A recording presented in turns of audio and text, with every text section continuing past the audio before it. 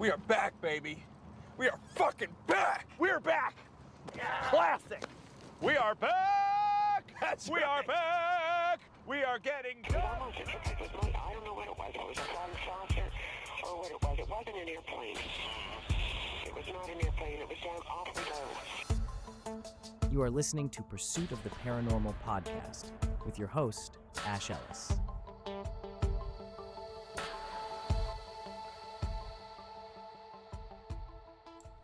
That's right, we are back after a 3 or 4 month hiatus, as I've been just concentrating on some of the UFO identified stuff that's taken priority.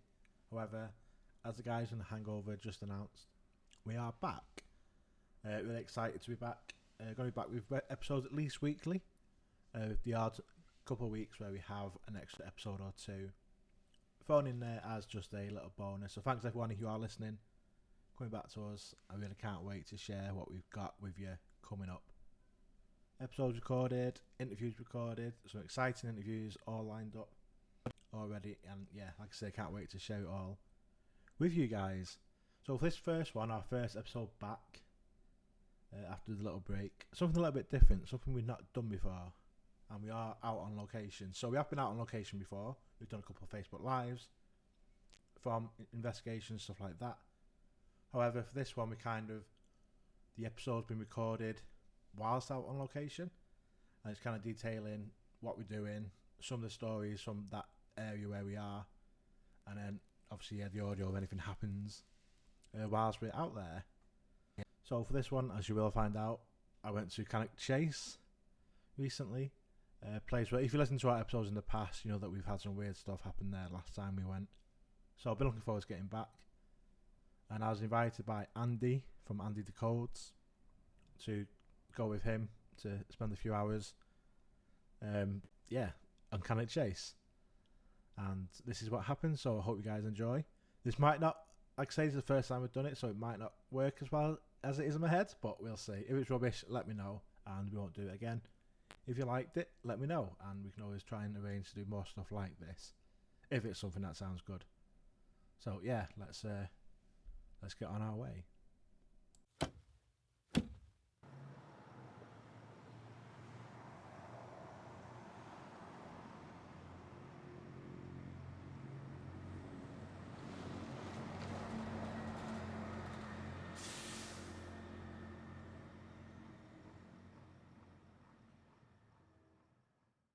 So we finally got to Cannock Chase, well, just on the outskirts of Cannock, really, in a place called Slitty Mill. Yeah. Weird place. Here with Andy the Codes. Hello. Who will be featuring in a full-length episode very soon. Yes. We'll get that recorded in the next couple of weeks. But we're here on the edge of Cannock Chase, both returning to investigate. And Andy, why did you want to come back to Cannock Chase? Well, last year, was it beginning of September 2023? We'd come here to do some video and recording, and we was going to set up like a campfire tales. And the first time we didn't know about this place, and we ended up going like into Cannock itself, and we was over near where the stepping stones are, and like that side Pie Tower, where the pigman of Cannock was seen. And then my car started playing up. We got the other guy with me, he had to leave because your back started playing up, so you shut off, and that left there's myself, Warren, Simon, and my cousin Andy. And we parked up, and where we had a few things go on in the day and in the evening, like through the night. And we thought we need to go somewhere different. It wasn't the right environment. Like, it didn't feel right. Yeah. So, the other guy with me now, who shall remain nameless, I sent him a few locations of things that had gone on, and he did the research and checked it, and Slitty Mill came back as like up there above everything else. There was just so much more going on in a compact space than the rest of Cannock Chase put together. Right. So it's like, right, we have to go back there. What type of things are being reported? Wow, there's black magic, occult sacrifice all around this area. Tribes that go back, what, 500-600 years? Probably even further than that.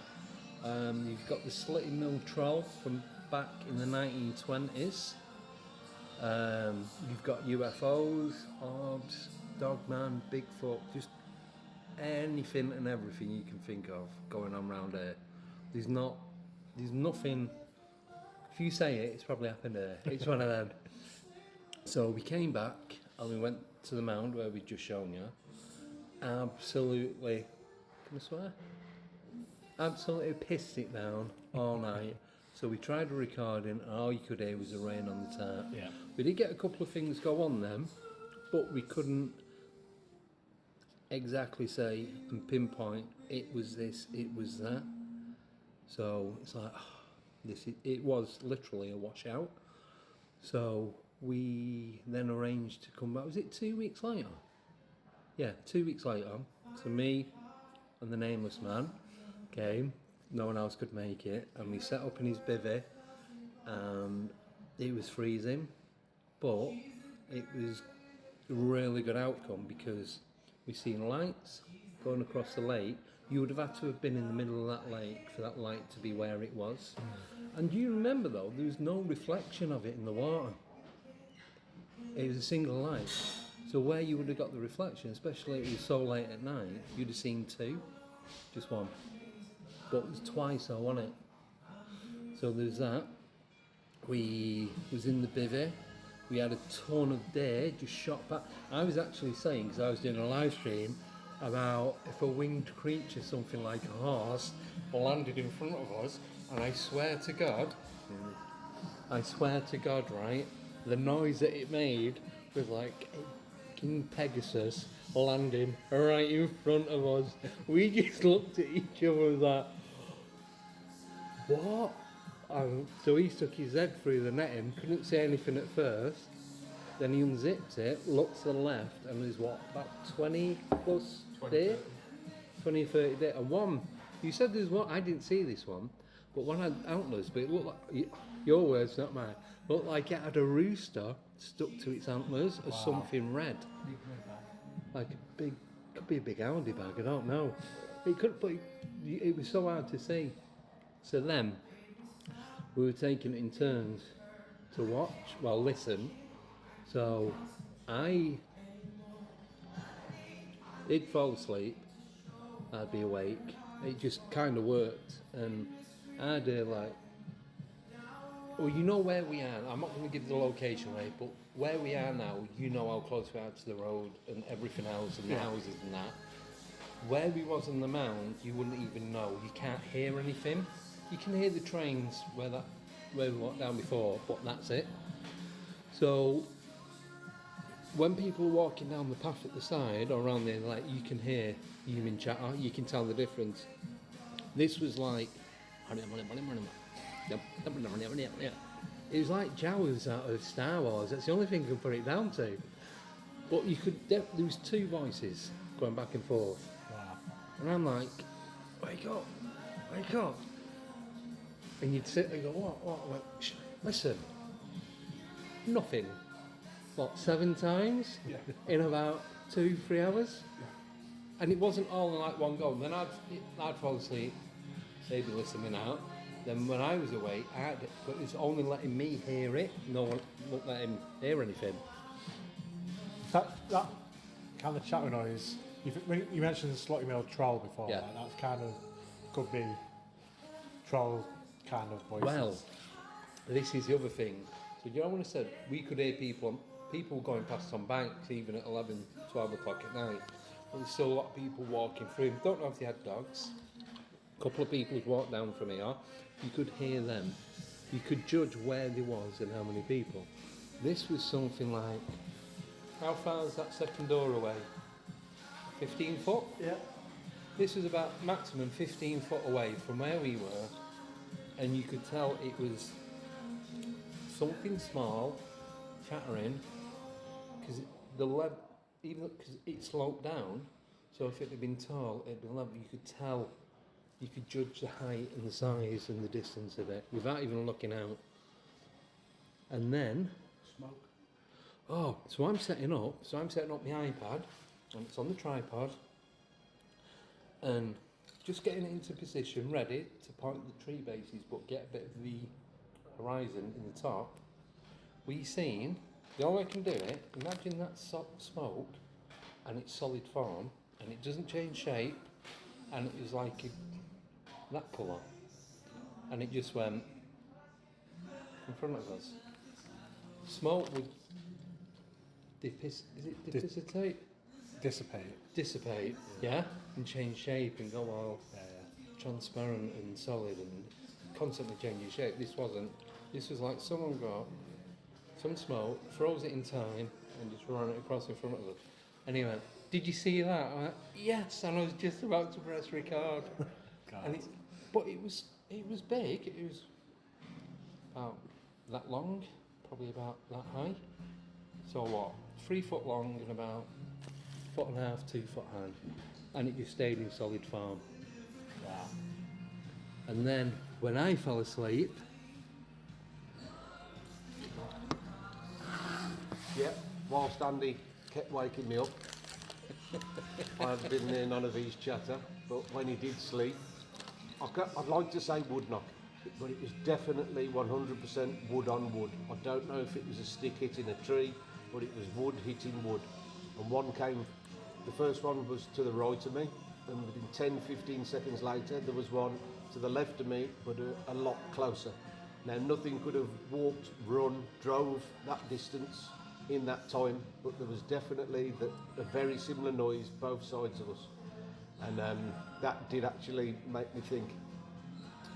But that was the most significant thing while I was waiting for Andy. So you've done quite a bit of research into this area. Do you have any theories as to why there's so much kind of activity or anything happening in this section of Cannock Chase? I think Andy summed it up when he said just the original witch cults and stuff that was here, like the horn cult. They go back as far as 1,000 years, I think, in some parts, and they were actually settled here. This wasn't somewhere they just practiced. This was the home. This was where they lived. So everything they did was round here. similar to like the Knights Templar. Exactly. I mean, you look at most of the places in the country that have got that. Even back in the day, the old shamans and the old so-called doctors and stuff, they pick these places with a certain energy, and it still goes on to this day. I mean, the military are very well known for putting bases up and not letting public go on these high energy spots. A lot of people are starting to find on certain wavelengths or certain magnetic anomalies now, so there's starting to get information out there where people are being able to actually highlight these areas and identify these areas, and it's no coincidence that wherever these areas are being highlighted, it coincides 100% with a lot of the high strangeness. And also, unfortunately, a lot of the private land and military installations, it's almost as though they're put there for a reason. Wow, yeah. But the more that information that becomes available for us to actually track the phenomena, it's like everybody else is a step ahead of us. Like they've already known about this and they've put measures in place to hamper people actually, I don't know whether it's interacting with it, witnessing it, I've no idea, but the evidence is getting more and more all the time now. Brill. Yeah, thanks guys for that intro to Slotty Mill. What's it called? Slitty Mill. Slitty Mill. Slotty Mill. Slotty Mill. Yeah, the sun is setting and I can't wait to get out there and investigate. Let's see what happens. So just before we actually head out into the woods, into where we're going to be setting up our investigations, I just want to go over something Andy said then. He talked about something called the Slitty Mill Trolls.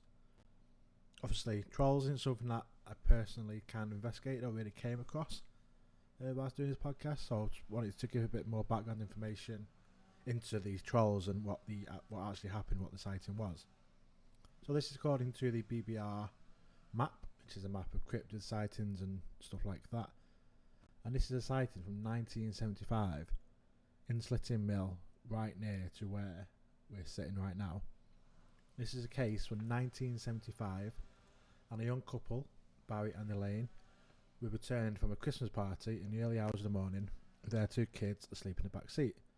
They were driving home towards Slitting Mill. The car stalled all of a sudden, and Barry, who was in his 20s, jumped out to check the engine. It was a quick fix, but before he got back to his car, his wife saw something that the young couple later described as trolls. According to Barry, Elaine let out a loud scream, terrified by the sight of a small figure that ran across the road in front of them at a high rate of speed. She explains, I just about saw it at the last second, and then another one followed it, and then a third one.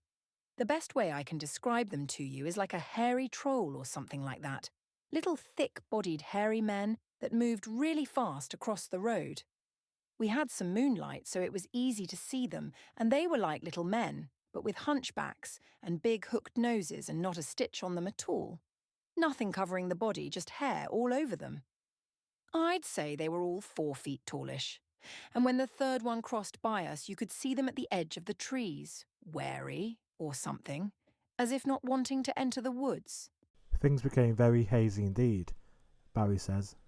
We both know from memory that they came forwards towards us, very slowly to us, and I've thought since that day that they were interested in us or wanted to know who we were. They came very slowly, and it felt a bit like we were being hunted or stalked to me. Elaine was hysterical, and with the kids with us. I wasn't far off either. It's not just trolls that are being seen. There's reports of all sorts of weird creatures going back as far as 1916 and as recently as a couple of years ago, and we'll come on to them a bit later. But I just want to say that all these are in one little place. This little hamlet of Slitting Mill, which is a population of less than 400, having this wide range of weird things happening. We're not even talking about the rest of Cannock Chase. Just this little hamlet. It's crazy what is actually happening here. I'm glad that we've come to investigate it. So let's see if we can see any Bigfoot, any hairy men, any trolls. Let's see what we find. We're now stood kind of at the top of what they call the mound, and we're overlooking a couple of cornfields. And this is where, near to where, the past where 2 different Bigfoot sightings have been reported in the past. There's also lots of UFO reports around this area, and it's quite a clear sky, so we'll keep our eyes peeled upwards as well as downwards, seeing if there's any creatures in the corn or in the sky. It's a cut through. Yeah, I'm on the right one. This is where the sightings are. So it's stuff. I'm just going to take a photo. Other side of the field. So what did you see? There's 2 witness accounts on Debbie Atwell's map, UK map, when I was doing the research for this area. This is actually a National Trust path, Right. and there was one. It was either on this against this edge here, or that one where that guy's going. But there was definitely one heading down here. That bit isn't a path. This field onwards, this is where the path, because it follows that little man-made canal I was telling you about. Yeah. Do you want to carry on down there? Yeah, might as well. So what was the sighting off? Bigfoot type kind of thing. Right. But there were 2 of them. There was 2 of the closest on the entire map in the country. 2 separate reports, 2 separate people. Separate days, separate. I think it was actually separate years. Right. So we are now on the mound that Andy was talking about, near to this lake, this kind of man-made lake pool place. It's pitch black pretty much around us. The sun's set. We are surrounded by trees. Just sat on the forest for a bit. You can kind of hear the lake a little bit in the background. You hear the odd duck or something splashing against the water. Behind us is some cornfields, and that's not far from where the 2 Bigfoot creatures have been sighted in the past. And that's just one of the many, many strange things that have been reported in this area, just on the outskirts of Cannock Chase. We shall set up here for a bit. We've all got different cameras, night vision cameras, voice recorders. just to see what, if anything, happens while we're here. This is where the chattering noise Andy heard while he was sleeping in the tent last year, and obviously if we can capture that, that'd be amazing. But we shall see, and if anything happens, we'll keep you updated.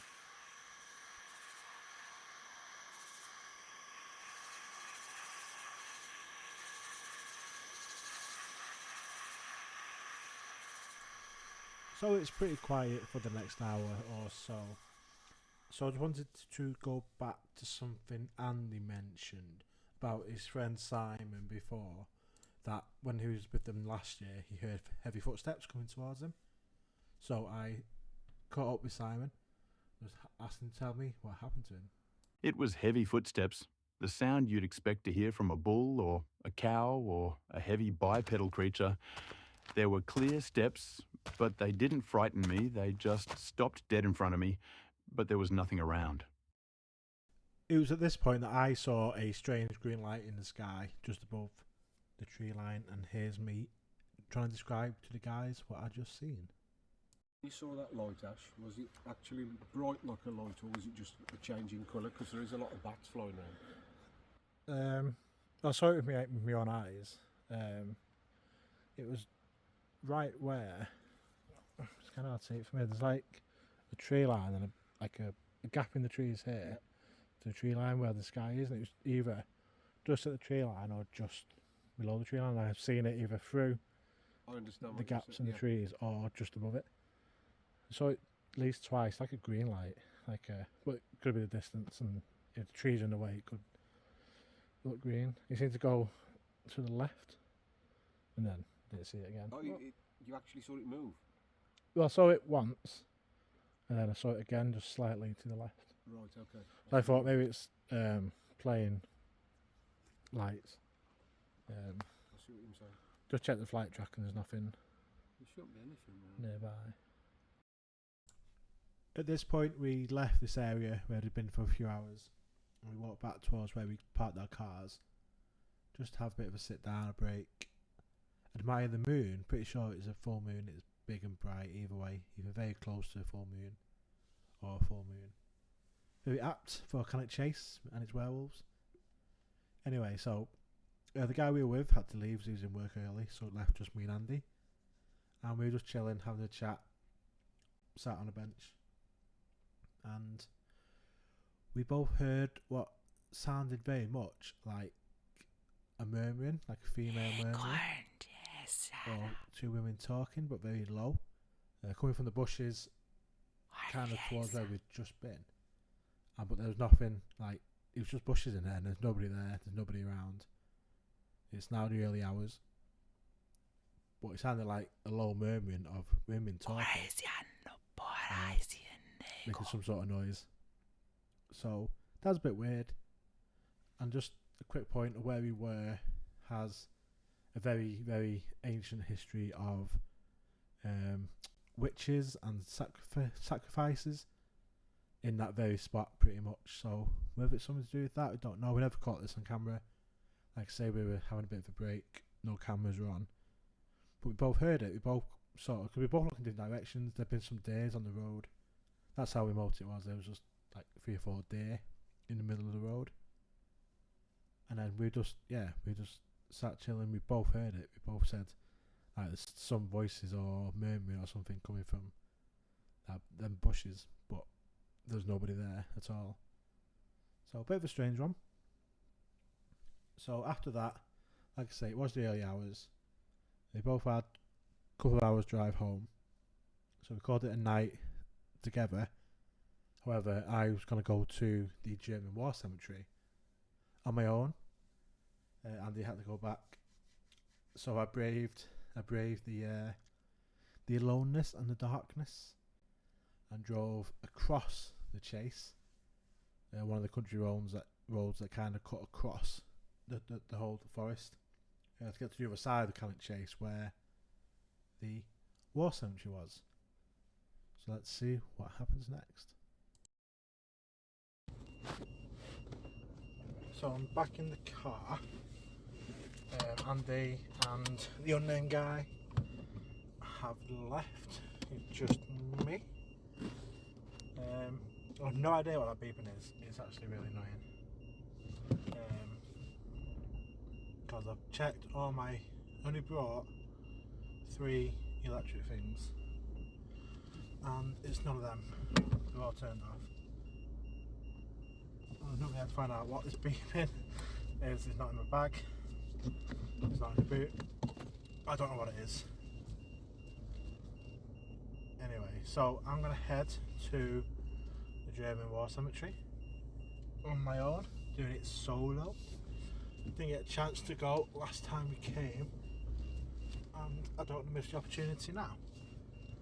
So I'm going to spend a bit of time there. It's about a 10-minute drive or so. I think it's 7 minutes. About 5 minutes. Just put the sat nav on. But it was a straight road from where we are anyway.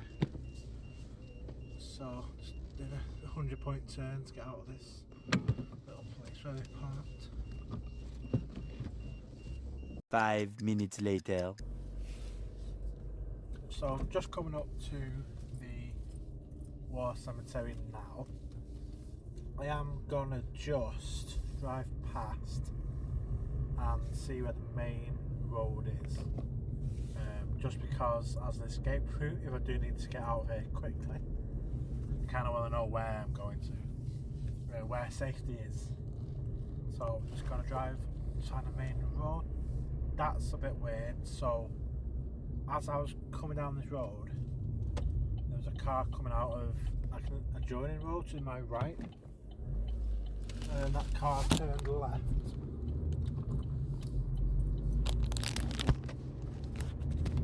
That car turned left to go back where I just came from. However, it's done a U-turn in the road and is now behind me.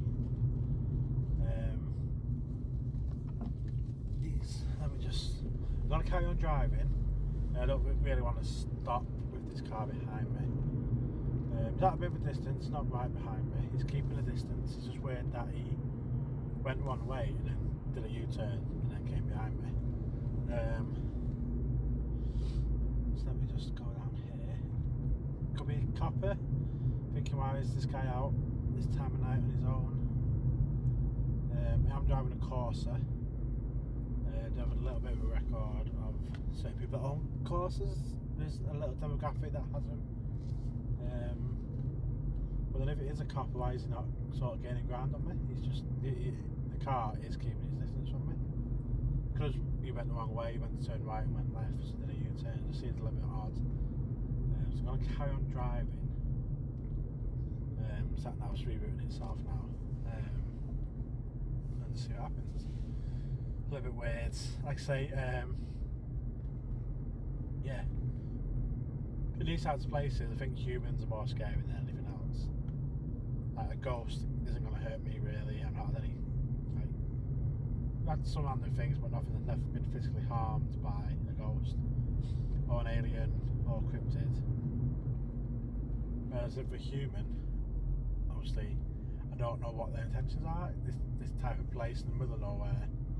Middle of the night, nobody really knows where I am right now. It's just weird that I now seem to be being followed down these are thin roads, these aren't really wide roads at all. So just going to keep driving, I think, towards the main road.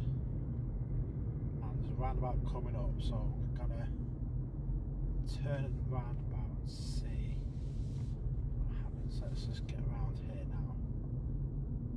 Still behind me. Still keeping distance. He's not got any closer to me. He has stayed behind. Let's just go off this roundabout. Right, okay, so I've gone right. He's gone straight on. Right, okay, that's fine. The black van as well, big black van or what? He's gone right, okay, let's panic over. Try and turn around up here. Okay, cool. He wasn't following me. Maybe he did just turn the wrong way out of the roundabout. Out of the junction. It's a little bit hard, like listening no other cars at all on the road, and this guy does a U-turn and starts following me. Right, okay, so I'll head back. Need to find a different way. Sat nav's taking me a different way now to the War Cemetery. 5 minutes later. So now just pulled in alongside the war cemetery after that ordeal of a car chase. So yeah, trigger warning. It's going to be talking about child murder and rape for a couple of minutes. So advance warning, you want to skip forward 2 or 3 minutes just to get past this bit. But they really want to come to this part of the chase, this part of the country, without just doing a little mention to one of the most gruesome and heartbreaking crimes of the last century, really. So a guy called Raymond Leslie Morris killed at least 3 girls between 1965 and 1967. These girls were aged between 5 and 7 years old. They were kidnapped on the A34 road, which is just to the left of where I am now. That kind of runs parallel with the west side of Cannock Chase, running from north to south, from like Manchester down to Birmingham, really. Just a long road. And these girls were kidnapped from along that road, raped, killed, and left on Cannock Chase. 2 of the girls were found in 66, and the third was found in 67. 3 girls were Diana Tift, Margaret Reynolds, and Christine Darby. Obviously a very, very terrible ordeal that those girls must have gone through.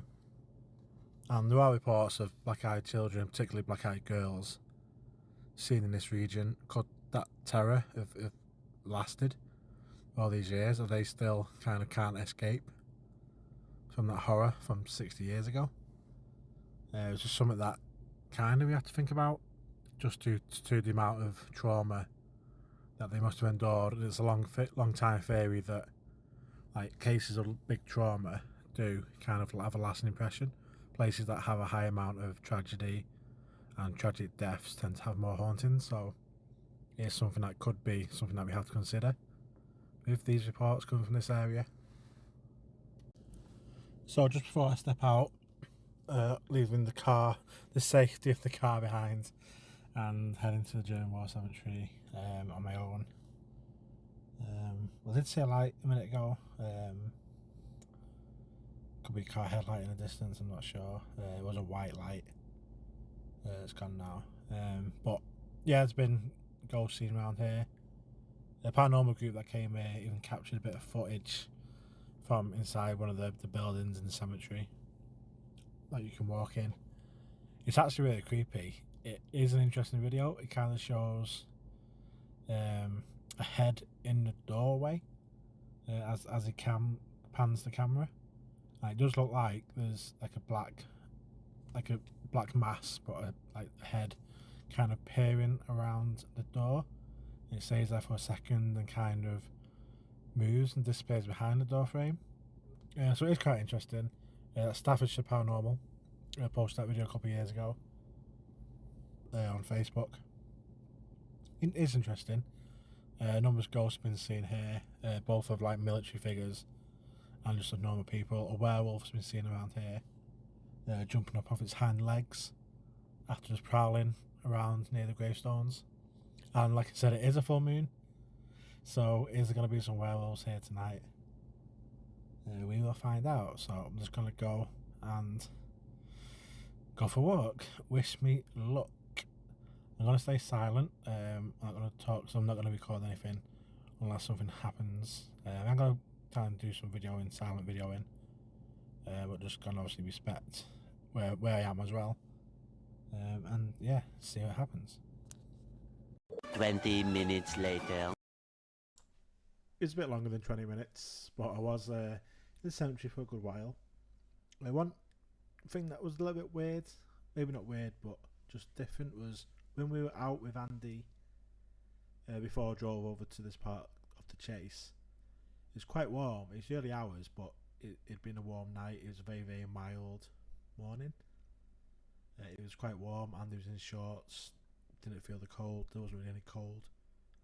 And when I first got out of the car, it was just the same. It was quite mild for the time of night. But then it just got a chill came out. Like it got pretty cold. I had my hoodie on. but it just seemed to be noticeably colder all of a sudden. That kind of made it feel a bit more creepy. I got this chill down my back and that sort of stuff, just from the cold. But it was fine. I stuck it out for over half an hour, walking around, sitting on the benches. Nothing, like I say, nothing's happened. It's been dead quiet. Heard some animal noises, probably foxes and stuff around here, because there's nothing much around here at all. So yeah, nothing much happened. Didn't feel creeped out. I thought I might have got a little bit nerved. So apart from that bit with the cold, that was it. It wasn't really anything like that. Felt bad. Felt like I didn't want to be there. It was fine. I'm glad I went. Didn't really record anything. It's too dark on my phone because I didn't have any infrared on there, and it's pretty dark for most of the cemetery. So yeah, nothing to report really. So that was it for our trip to Cannock Chase. Or was it? I'm going to leave you with this last bit of audio footage, actually from my dash cam. As I was driving home, I was just kind of talking out loud, just recapping kind of the events and my thoughts. I did it for the dash cam, so if anything that I could use for this episode, I could use it. I don't normally just sit in the car and talk to myself for an hour drive home, you know what I mean? But it's not like after we'd left this area, I was kind of just talking about stuff. I was talking about the car chase and these on the roads we were on. Basically, was how narrow these roads were, and that if something did appear in front of me in the car, it'd be hard to get out the way. It'd be hard to like reverse or turn around because the roads are that narrow. I was driving along, and then you'll hear it in the footage, but basically a kind of figure, a white masked figure, kind of appeared in front of the car, and then sort of dashed to the side, like it ran to the side of the road from in front of me. Like it's like a human type of height and shape, but like just a massive white, like a white mass of fog. It's very, very quick. It was very quick. I also got to bear in mind, I've been at work all day, straight to Cannock Chase. It's now the early hours. It's pitch black, pretty much. Only my headlights lighting anything up. It probably could have been a trick of the eyes, but it seemed like there was something there, and then it dashed off. I checked the dashcam footage, and you can't see anything. My dashcam is not a good dashcam. It's got no night vision on it, so you can only see a bit of the road where it's lit up by the headlights. Everything else is just grainy, black, grainy. You can't see anything, and you can't see this figure. You hear me talking about it, which I'll play now, but that's it. So yeah, we'll end with that bit of audio. Thanks for listening to this. Like I say, this was the first time we've done this kind of on location episode. Please do let me know what you think of it. All feedback is good feedback for me, as we kind of move in a new direction with the podcast and doing different things. So if you thought it was rubbish, let me know, and I won't do it again. But yeah, just please let me know.